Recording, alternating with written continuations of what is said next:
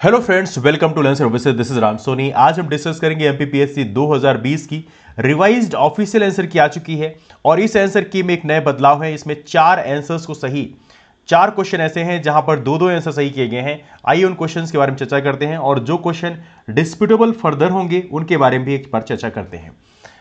पहला क्वेश्चन है, मध्य प्रदेश का पन्ना जिला किस खनिज के लिए प्रसिद्ध है? तो इसका हीरा पहले था, सही आंसर दिया है। चंबल नहर सिंचाई परियोजना संबंधित है यमुना बेसिन से। कुछ लोग कह रहे थे कि यमुना बेसिन गंगा बेसिन का पार्ट है, तो गंगा बेसिन भी हो सकता है, लेकिन एमपीपीएससी ने यमुना बेसिन ही सही माना है। जवाहर सागर जल विद्युत परियोजना की बात करें किस नदी पर स्थित है? तो ये है चंबल नदी पे। मध्य प्रदेश की प्रमुख फसल कौन सी है? तो गेहूं होगी। निम्नलिखित में से कौन सी एक फसल व्यापारिक फसल नहीं है? तो इसमें देखा है तो बाजरा बिल्कुल सही ऑप्शन है। अगला है आपके सामने निम्नलिखित राज्यों और उनके मुख्यमंत्रियों को मिलान करना है, तो यहां पे इसका सही आंसर माना है डी। तो पीवी नरसिम्हा राव अविभाजित आंध्र प्रदेश हो गए। मोरारजी देसाई की बात करें, ये हो गए कर्नाटका से। एचडी देवगौड़ा कहां से हो गए? एचडी देवगौड़ा जो है, सॉरी, मोरारजी देसाई बंबई से, एचडी देवगौड़ा कर्नाटका से। चरण सिंह की बात करें उत्तर प्रदेश से और नरेंद्र मोदी की बात करें गुजरात से, है ना। अगला क्वेश्चन यहाँ पे, भारत के सर्वोच्च न्यायालय में निम्नलिखित में से किस प्रकार के न्यायाधीशों की नियुक्ति की जा सकती है? इसमें कुछ लोगों को हल्का डिस्प्यूट लग रहा था, लेकिन एमपीपीएससी ने इसका सही माना है। एक सही है और 2 गलत है। मतलब तदर्थ न्यायाधीश का अपॉइंटमेंट किया सकता है। अतिरिक्त न्यायाधीश का जो अपॉइंटमेंट है सुप्रीम कोर्ट के मामले में नहीं होता, हाई कोर्ट के मामले में होता है, इसलिए इसका सही आंसर हुआ, है ना। चलिए अगला क्वेश्चन आपके सामने, लिखित में से कौन सा केंद्रीय सार्वजनिक क्षेत्र का उद्यम सीपीएसई भारत सरकार के लोक उद्यम विभाग द्वारा महारथी की श्रेणी में नहीं आता? तो ये क्वेश्चन बहुत ही स्ट्रेट फॉरवर्ड था। इसका सही आंसर है आपका ऑयल इंडिया लिमिटेड, बाकी सब महारत्ना में आते हैं। वित्तीय क्षेत्र के मूल्यांकन समिति committee on financial sector assessment की बात करें, इसकी सही अध्यक्षता किसके द्वारा किया जाता है? तो इसका सही आंसर क्या है? रिजर्व बैंक ऑफ इंडिया के डिप्टी गवर्नर और भारत सरकार के वित्त सचिव, मतलब जो फाइनेंस सेक्रेटरी होते हैं। यहां पर कोई डिस्प्यूट नहीं था। गैर बैंकिंग वित्तीय कंपनियों की बात करें, नॉन बैंकिंग फाइनेंशियल कंपनीज के लिए लोकपाल योजना 2018 को किस दिनांक को भारतीय रिजर्व बैंक द्वारा प्रभावी रूप से पेश किया गया? इसकी बात करें एमपीपीएससी ने इसका सही आंसर माना है डी, 23 फरवरी 2018। तो ये क्वेश्चन आप लोग याद रखें, नॉन बैंकिंग फाइनेंशियल कंपनीज के लिए। अगला क्वेश्चन आपके सामने है, फरवरी 2021 में किस पड़ोसी देश में सेना द्वारा तख्ता पलट किया गया? क्वेश्चन बहुत ही स्ट्रेट फॉरवर्ड है। यह है म्यांमार। आपने देखा होगा यहाँ पे ऑंग सान सू की जो है उनका तख्ता पलट कर दिया गया था। अगला है, अंतर्राष्ट्रीय ओलंपिक समिति का मुख्यालय कहां पे स्थित है? बहुत ही महत्वपूर्ण क्वेश्चन है और इसका सही आंसर है लुशान। अगला है, किस भारतीय महिला ने व्यक्तिगत खेल में प्रथम ओलंपिक में पदक जीता? तो ये नाम बहुत फेमस है, कन्नम मल्लेश्वरी। तो आप जानते हैं, this is very simple question. अगला क्वेश्चन आपके सामने, मध्य प्रदेश शासन द्वारा खेल प्रशिक्षुओं को प्रदत्त किए जाने वाले निम्नलिखित में से कौन सा पुरस्कार सर्वोच्च है? तो यहां पे मध्य प्रदेश सरकार के द्वारा विश्वमेध पुरस्कार दिया जाता है। भारत सरकार की बात करें, भारत सरकार जो है द्रोणाचार्य पुरस्कार देती है, तो ये थोड़ा सा आप लोग याद रखेंगे। अगला क्वेश्चन आपके सामने है, खेल एवं युवा कल्याण विभाग द्वारा स्थापित मध्य प्रदेश राज्य तीरंदाजी एकेडमी कहां पर स्थित है? तो इस क्वेश्चन का सही आंसर है बेसिकली आपका सी, मतलब जबलपुर। और मुस्कान किरार का नाम तो आप लोगों को पता ही होगा। निम्नलिखित कथनों पर विचार करना है, यहां पे कथन दिया हुआ है और यहां पे इसका सही आंसर माना है बी, मतलब 1 और 2 दोनों सत्य हैं। नियंत्रक महालेखा परीक्षक का कर्तव्य होगा कि वह उन सभी प्राप्तियों का लेखा परीक्षा करे जो भारत की संचित नीति में संदेह है, और नियंत्रक महालेखा परीक्षक को संघ या किसी राज्य के किसी कार्यालय विभाग में रखे गए भंडारों या स्टॉक के लेखाओं की लेखा परीक्षा करने और उनकी बाबत में रिपोर्ट देने का प्राधिकार होगा। तो बिल्कुल सही है। नीति आयोग के प्रथम उपाध्यक्ष कौन थे? तो यहां पर देखा तो ये सही answer Arvind Panagariya. As of now उपाध्यक्ष की बात करें तो राजीव कुमार है, ये भी आपको पता होना चाहिए, है ना। सीओ अमिताभ कांत है इस समय। अगला क्वेश्चन है, राज्य मानवाधिकार आयोग के अध्यक्ष और सदस्यों की नियुक्ति के नामों की सिफारिश करने वाली समिति में कौन शामिल नहीं है? इस क्वेश्चन को हमने क्लास में कई बार डिस्कस किया है और यह है राज्यपाल। राज्यपाल का यहां कोई लेन देन नहीं है। राष्ट्रीय हरित न्यायाधिकरण की बात करें, नेशनल ग्रीन ट्रिब्यूनल के किसी भी निर्णय से व्यथित कोई व्यक्ति सर्वोच्च न्यायालय में अपील कितने दिन के भीतर दायर कर सकता है? तो ये टाइम पीरियड लिखा हुआ है और इसका सही आंसर है 90 दिन। 90 दिन के भीतर आप अपील कर सकते हैं। राज्य खाद्य आयोग की स्थापना किस कानून के अंतर्गत होती है? तो ये काफी इंपॉर्टेंट क्वेश्चन है और यहां पे आपको ईयर पता होना चाहिए, राष्ट्रीय खाद्य सुरक्षा अधिनियम 2013, नेशनल फूड सिक्योरिटी एक्ट 2013 के अंतर्गत। अगला क्वेश्चन आपके सामने, भोपाल राज्य के मूल संस्थापक कौन थे? अब देखा जाए तो एमपीपीएससी ने सही आंसर माना है क्या? दोस्त मोहम्मद खान। तो ये आप लोग याद रखेंगे। राजा वीर सिंह देव की राजधानी कहां थी? तो यहां पे कई सारे लोगों को डिस्प्यूट था, लेकिन एमपीपीएससी ने इसका सही आंसर माना है गहोरा को। क्या माना है? इसका सही आंसर माना है गहोरा को। तो ये आप लोग याद रखें, that's a very important question. Mandu विजय दक्षिण विजय की कुंजी था।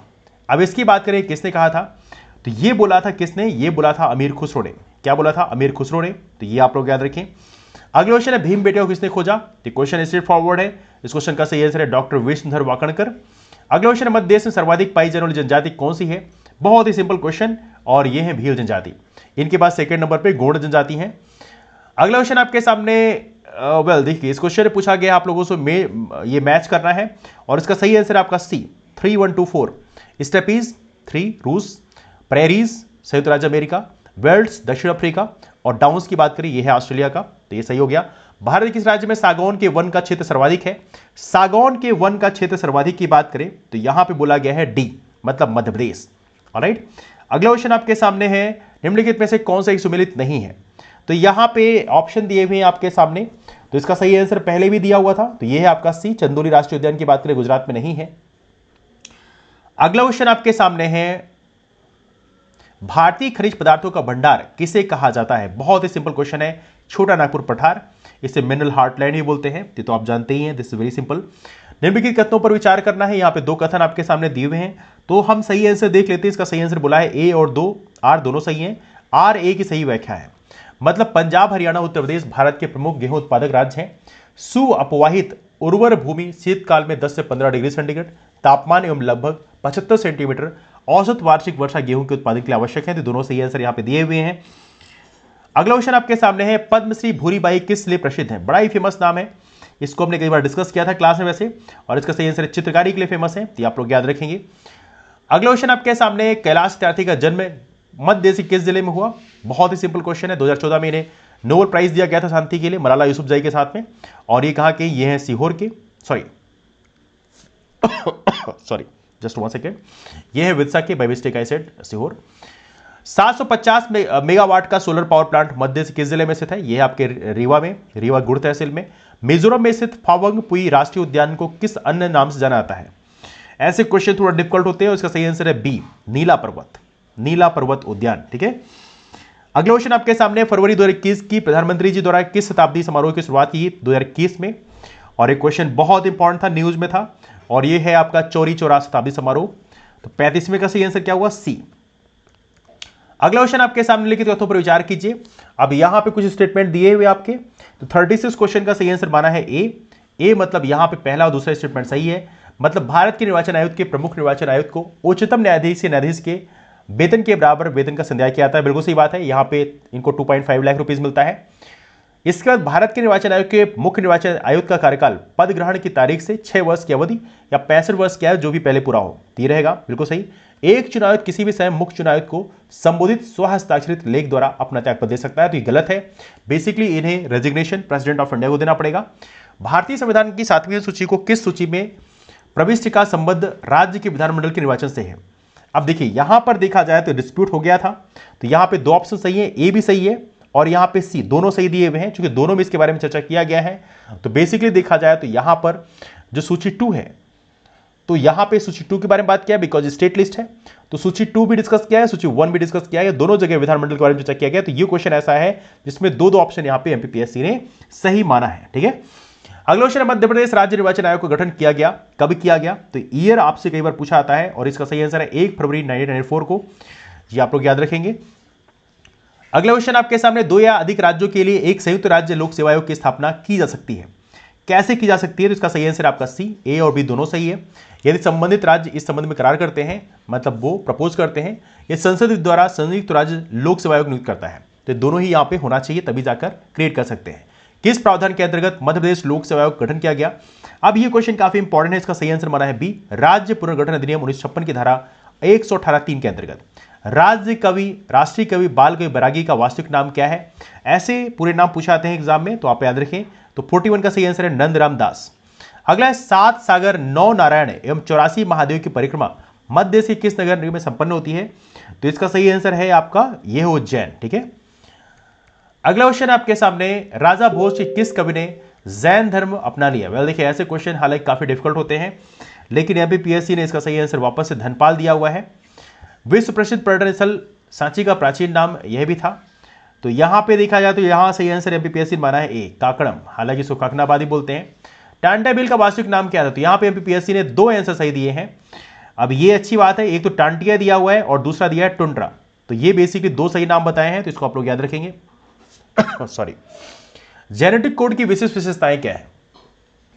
अब यहां पे देखें तो इसका सही आंसर दिया है डी, मतलब उपरोक्त सभी हैं, प्रायः सार्वत्रिक होता है, यह 3 न्यूक्लियोटाइड क्षारकों का बना होता है जो 20 अमीनो अम्लों के संगत होते हैं। यह अनित अंतिव्यापी गैर अस्पष्ट एवं कोमा रहित होता है। इनमें एक प्रारंभन एवं एक समापन कोडान होता है। तो यह आपका जेनेटिक कोड की विशेषताएं। 2 क्वेश्चन अब तक मिले हैं जो दो आंसर उसमें सही रहे हैं। राष्ट्रीय विषाणु विज्ञान संस्थान कहां पर स्थित है? काफी इंपॉर्टेंट क्वेश्चन है और यह है आपका पुणे। ये काफी चर्चा में रहा है बीच में। भारत किस देश के साथ नीली अर्थव्यवस्था पर सतत विकास हेतु साझेदारी के लिए टास्क फोर्स का निर्माण किया गया? तो इसका सही आंसर एमपीपीएससी ने माना है बी, मतलब नॉर्वे के साथ।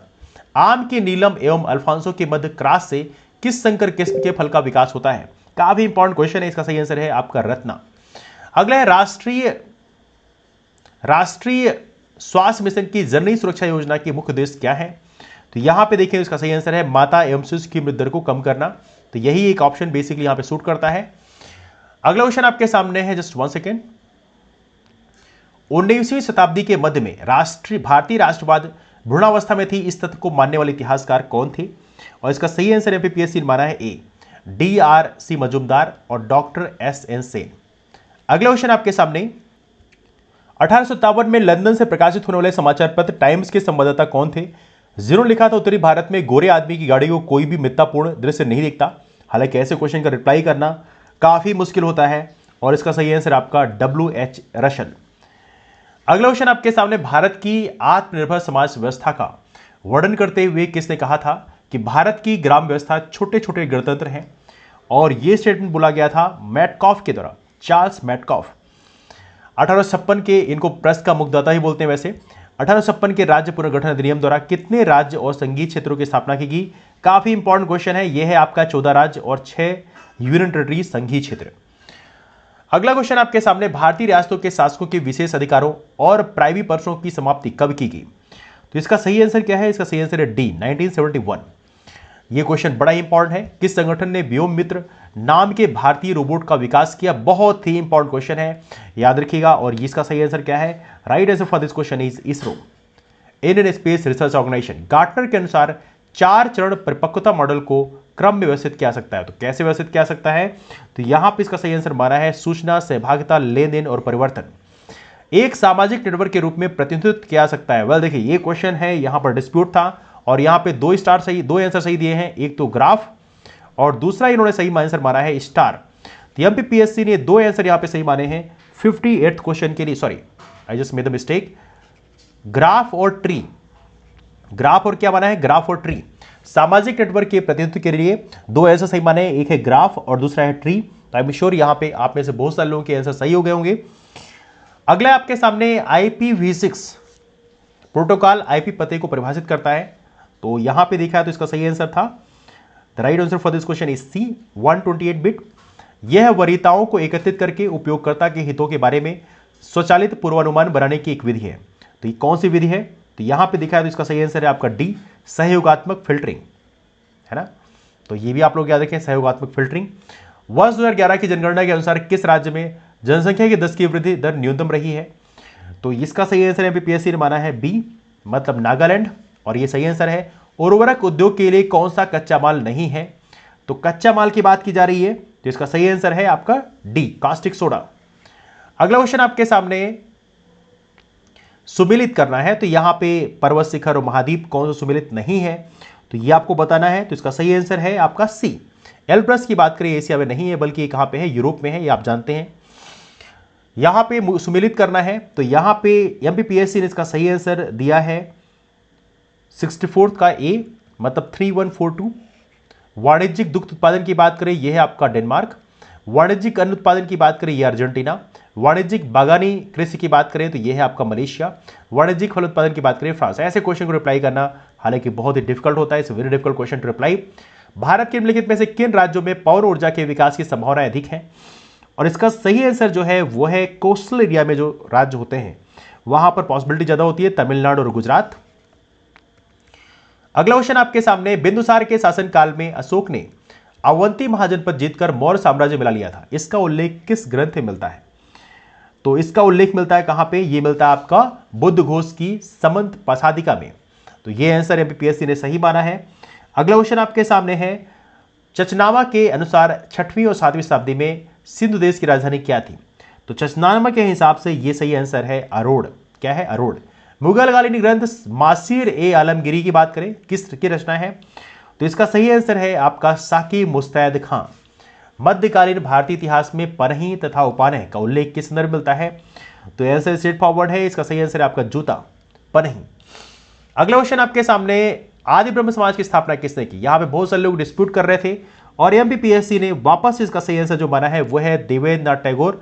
और देवेंद्रनाथ टैगोर यहां पे सही आंसर है। कुछ किताबों में हालांकि आदि ब्रह्म समाज का नाम जो है केशव चंद्र सेन से भी जुड़ा आता है, एक मिनट सॉरी, केशव चंद्र सेन से भी जुड़ा आता है, लेकिन बेसिकली एमपीपीएससी ने वापस इसका सही आंसर बना है देवेंद्रनाथ टैगोर। तो कुछ किताबों में हल्का मिस्टेक है, लेकिन यदि आप स्पेक्ट्रम पढ़ेंगे तो स्पेक्ट्रम प्रॉपर्ली लिखा है देवेंद्रनाथ टैगोर का ही आदि ब्रह्म समाज था और केशव चंद्र सेन का जो है वो ब्रह्म समाज ऑफ इंडिया था। हालांकि कुछ किताबों ने मिस्टेक किया है और डेफिनेटली वहां पर कोई ना कोई उनके ऊपर एक्शन लेना चाहिए। भारत शासन अधिनियम 1919 की बात करें, इसे बोलते हैं मोंटेगू चेम्सफोर्ड रिफॉर्म। इसके अंतर्गत भारतीय विधायिका का अंतिम निर्वाचन किस वर्ष में आयोजित किया जाता है? काफी इंपॉर्टेंट क्वेश्चन है और इसका सही आंसर एमपीपीएससी माना है वो है 1900। देखिए यहाँ पे काफी डिस्प्यूट भी था, वो है 1945 1945। तो इसको आप लोग जरूर याद रखेंगे। संविधान सभा के प्रथम मनोनीत उपसभापति कौन थे? देखिए यहां पर कई सारे लोगों को डिस्प्यूट था और इसका सही आंसर है फ्रैंक एंथोनी। तो 72वें का सही आंसर मान लिया गया है डी। तो यहां पे एक बदलाव है, पहले ये था बेसिकली, इसमें थोड़ी सी बदलाव कर दिया गया है। हालांकि कृष्णमाचारी और मुखर्जी दोनों ही थे, लेकिन अब इन्होंने मान लिया फ्रैंक एंथोनी। तो प्रथम मनोनीत उपसभापति की बात करें, फ्रैंक एंथोनी इन्होंने मान लिया है। अगला क्वेश्चन है, यहाँ पे तो कई सारे क्वेश्चन है, बदलाव भी हुए हैं। निम्नलिखित में से कौन से व्यक्ति भारत के संविधान के अनुच्छेद 108 के अंतर्गत दोनों सदनों की संयुक्त बैठक आहूत करने की सूचना के संबंध में है? तो यहां पे क्वेश्चन डिस्प्यूट कई लोगों को क्रिएट हो रहा था और इसका सही आंसर माना है राष्ट्रपति का आशय। तो ये यहां पे सही आंसर माना है, पुराना क्वेश्चन रिपीट हो गया। पुराना आंसर भारत के संविधान का अनुच्छेद 34 जो कि पूर्ण कार्यों संबंधित कारखानों में बालकों के नियोजन को निषेध करता है, ऐसा निषेध कैसा है? तो यहां पे ये सही आंसर इन्होंने माना है ए, पूर्ण निषेध, ऑब्सोल्यूट, है ना। अगला क्वेश्चन है, भारत के संविधान के अनुच्छेद 368 के संबंध में कौन सा कथन सही है? अब यहां पे एमपीपीएससी ने सही आंसर माना है दोनों ही सही है, मतलब 24वें में भी किया गया है और 101वें में भी किया गया है। संविधान संशोधन की बात की गई है, हालांकि that's the MPPSC what they have to. मध्य देश के निम्नलिखित राज्यपालों में कौन सा हरियाणा के मुख्यमंत्री रहे हैं? तो इसका तो बहुत ही स्ट्रेट फॉरवर्ड क्वेश्चन है, तो इसका सही आंसर क्या है? ये है डी, डॉक्टर भगवत दयाल शर्मा। मध्य देश के निम्नलिखित मुख्यमंत्रियों में से कौन मध्य प्रदेश विधानसभा में नेता विपक्ष के पद पर नहीं रहे? तो यहां पर देखा है तो दो लोगों के नाम हैं यहां पे, और वो कौन कौन से हैं? एक दो, मोतीलाल बोरा और दिग्विजय सिंह। अगला क्वेश्चन आपके सामने है, the next question for is that, just 1 second, Madhya Pradesh विधानसभा की कार्रवाई का सही क्रम है। अब देखिए ये काफी इंपॉर्टेंट क्वेश्चन था और ये आप लोगों को पता होना चाहिए, फ्यूचर के लिए भी याद रखिएगा। इसका सही आंसर है आपका बी, 3241, मतलब पहले शपथ का या प्रतिज्ञान होगा। ऑलराइट, इसके बाद देखा जाए तो अगला स्टेप होगा राज्यपाल का अभिभाषण होगा, फिर इसके बाद मंत्रियों का परिचय होगा, फिर इसके बाद लास्ट में निधन संबंधी उल्लेख होगा। तो ये आप लोग याद रखेंगे। मध्य प्रदेश उच्च न्यायालय के निम्नांकित मुख्य न्यायमूर्तियों में से कौन भारत के उच्चतम न्यायालय में न्यायाधीश नहीं रहे? तो यहां पे इसका सही आंसर क्या है? इसका सही आंसर है न्यायमूर्ति एस.के. झा। तो ये नाम आप लोग याद रखेंगे। मध्य प्रदेश में नगर पालिकाओं में अनुसूचित जनजातियों हेतु स्थानों के आरक्षण का प्रावधान भारत के संविधान के निम्नांकित में से किस अनुच्छेद के अंतर्गत किया गया है? तो इसका सही आंसर है आपका ए, 243(n)(1), 243(n)(1), है ना। अगला क्वेश्चन है, मध्य देश में कुल वनों के कितने प्रतिशत भाग पर सागौन के वृक्ष पाए जाते हैं? देखिए इसका सही क्वेश्चन आंसर इन्होंने माना है 81 का बी, मतलब 20%। एनीवे, चलिए अगला है इनका, बेतवा नदी निकलती है कहां से निकलती है? तो 82वें का सही आंसर माना है विंध्यन पहाड़ियों से। Okay that's fine. मध्य से किस भाग में वार्षिक तापांतर अधिक रहता है? तो 83 क्वेश्चन का सही आंसर है आपका सी, उत्तरी भाग में। मध्य प्रदेश में ग्रीष्म काल में औसत तापमान कैसे बढ़ता है? तो इसका सही आंसर है बेसिकली सी, दक्षिण से उत्तर की ओर। तो ये क्वेश्चन हमने पहले भी दोनों सही दिए थे, हालांकि बहुत सारी बड़ी कोचिंग ने बेसिकली इसका सही गलत आंसर दिया था, बट एनीवे। अगला क्वेश्चन आपके सामने, आध्यात्मिक खनिज है, तो आध्यात्मिक खनिज कौन सा है? तो 85 का सही आंसर है आपका ए, संगमरमर। मनुष्य में कितने जोड़ी कपाल तंत्रिका पाई जाती है?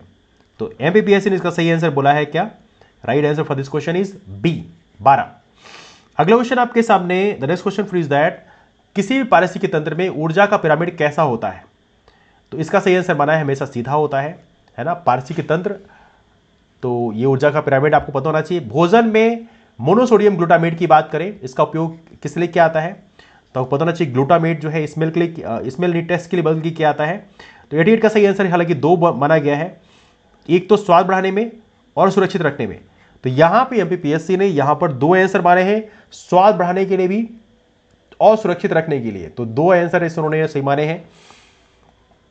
अगला क्वेश्चन आपके सामने, हालांकि इसमें मामला आया था, आप लोगों को पता होगा मैगी में ग्लूटामेट का इशू आया था। आपदा प्रबंधन एक्ट कब लाया गया? आपदा प्रबंधन एक्ट की बात करें, यह लाया गया आपका 2005 में। इनमें से कौन सी बीमारी कोरोना वायरस से संबंधित है? तो ये सारी ही है बेसिकली, कहीं ना कहीं हर एक जो है ये डायरेक्टली इनडायरेक्टली संबंध है। तो सही आंसर हो गया। एक प्रकार की माध्यमिक मेमोरी कौन सी नहीं है? माध्यमिक, सेकेंडरी। तो यहां पे देखा तो इसका सही आंसर क्या है? Random access memory. चूंकि ये कैसी मेमोरी है? ये है प्राइमरी मेमोरी। एक्सएमएल का पूरा नाम क्या है? तो एक्सएमएल का पूरा नाम क्या है? इसका पूरा नाम है आपका एक्सटेंसिबल मार्कअप लैंग्वेज। तो क्वेश्चन सिंपल है। अगला क्वेश्चन आपके सामने, माइक्रोवेव में विद्युत चुंबकीय तरंगें होती हैं जिनकी सीमा की आवृत्ति है। अब माइक्रोवेव में यहां पर जो विद्युत चुंबकीय तरंगें हैं उनकी सीमा की आवृत्ति पूछी गई है, और इसका सही आंसर क्या होगा? यह है 1 गीगाहर्ट्ज से 300 गीगाहर्ट्ज तक। ठीक है। अगला क्वेश्चन है आपके सामने, ब्लोफिश एक प्रकार का क्या है? अब ब्लोफिश की बात करें तो यहां पे यह है एक प्रकार का सममित एन्क्रिप्शन एल्गोरिदम। अगला क्वेश्चन आपके सामने, रोबोटिक्स के संदर्भ में प्यूमा क्या है? तो प्यूमा का फुल फॉर्म आपको बताना है, और इसका फुल फॉर्म क्या है? इसका फुल फॉर्म है programmable universal machine for assembly. अगला आपके सामने यूनिवर्सल, याद रखिए यूनिवर्सल। 2011 की जनगणना के अनुसार मध्य से किस जिले में सर्वाधिक लिंग अनुपात है? तो कौन सा? ये बालाघाट है, 1021 था, ये आपको पता ही होगा। बालाघाट की बात करें, बालाघाट 2 राज्यों की सीमाओं को स्पर्श करता है, छत्तीसगढ़ और महाराष्ट्र को। मध्य देश का फसल क्षेत्र में विकास दर वर्ष 2016-17 के लिए कितना है? इस क्वेश्चन में थोड़ा डिस्प्यूट था वैसे, तो इसका सही आंसर बना है 34.14। निम्नलिखित में से कौन सा खनिज सिर्फ मध्य से पाया जाता है? तो यहां पे देखा तो यहां भी कुछ लोगों ने डिस्प्यूट क्रिएट किया था, जो कर्नाटक कुछ क्षेत्रों में पाया जाता है और कई जगह पाए गए हैं। लेकिन यदि प्रेजेंट टाइम की बात करें तो इस टाइम केवल मध्य देश में ही ऑफिशियल तरीके से पाया जाता है। हाँ, कुछ जगह रिसोर्सेज मिलने की संभावना जरूर है। तो एमपीपीएससी ने इसको सी सही माना है। मध्य जनजातीय संग्रहालय किस शहर में स्थित है? तो इसका सही आंसर है आपका यह है भोपाल में। ठीक है, तो ये तो पहले भी यही दिया था। आकांक्षा योजना संबंधित है, आकांक्षा योजना कहां संबंधित है? इसकी बात करें तो यह है आपका अनुसूचित जनजातीय छात्रों को प्रतिस्पर्धात्मक परीक्षाओं हेतु कोचिंग देने में। तो ये रहे आपके 100 क्वेश्चन। 4 क्वेश्चन ऐसे हैं जहां पर रिपीटेशन हुआ है, जहां पर 2 आंसर उसके सही किए गए हैं। हालांकि इसका डिटेल एनालिसिस फर्दर हम करेंगे, कट ऑफ कितना आ सकता है उसके बारे में डेफिनेटली मैं वीडियो अपलोड करने वाला हूं। तो चलिए मुलाकात करते हैं आप लोगों से फिर। कितने मार्क्स आपके आ रहे हैं नीचे कमेंट करके जरूर बताएं। जो हमारे नए फ्रेंड्स हैं वो हमारा राम सोनी एमपीपीएससी नाम का टेलीग्राम ग्रुप जरूर ज्वाइन कर लें। यहां पर क्लासेस की इंफॉर्मेशन शेयर की आती है, तो इसके माध्यम से भी आप हमसे जुड़ सकते हैं। और साथ में यदि आप मेंस की तैयारी करना चाहते हैं, मेंस की आंसर राइटिंग करना चाहते हैं, तो हमारा लर्नर सर्विसेज मेंस करके हमारा टेलीग्राम ग्रुप है, आप इसमें जुड़ सकते हैं। और सबसे महत्वपूर्ण बात यह है कि मेंस की आंसर राइटिंग जो है ये होती है आपकी शाम को 4 बजे इसी प्लेटफॉर्म में लर्न सर्विसेज पे, तो आप उसके माध्यम से भी हमसे जुड़ सकते हैं। वहां पर आपने आंसर चेक करवा सकते हैं। वहां पे आंसर हर एक दिन क्लास में दिए आते हैं, तो आप 1-2 दिन क्लास करिए, उसके बाद आप आंसर अपने सेंड कर सकते हैं इस दिए गए टेलीग्राम ग्रुप में। तो चलिए मुलाकात करते हैं आप लोग फिर, तब तक के लिए bye bye, take care, have a wonderful day ahead, keep forward and thank you so much for take care, thanks so much.